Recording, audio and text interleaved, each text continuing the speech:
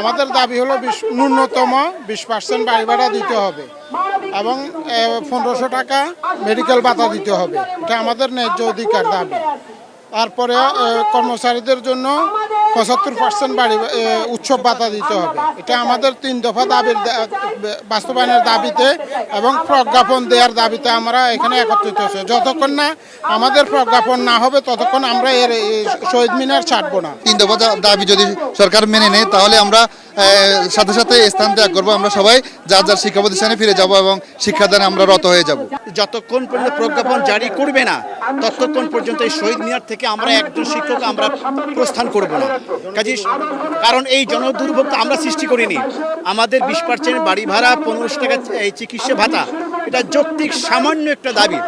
সরকার বোঝা উচিত যে আমরা এমপিভুক্ত শিক্ষকরা যে বেতন পাচ্ছি তা দিয়ে এই বাজারে সংসার চলে কি চলে না।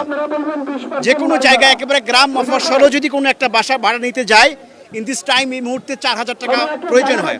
সেখানে একটা শিক্ষক, বিশেষ করে যারা এনটিআরসির মাধ্যমে নিয়োগপ্রাপ্ত শিক্ষক, কারো বাড়ি, আমার বাড়ি বরগুনা জেলাতে, আমার চাকরি হচ্ছে ঢাকাতে, এমন লোক আছে বরগুনা বাড়ি সিলেট চাকরি করে, নোয়াখালী চাকরি করে, এই দীর্ঘ ডিস্টেন্স এবং সেখানে বাসা ভাড়া নিয়ে থাকা এটা আমাদের জন্য খুব কষ্ট। শিক্ষা প্রতিষ্ঠানগুলোর কর্মবিরতি চলছে।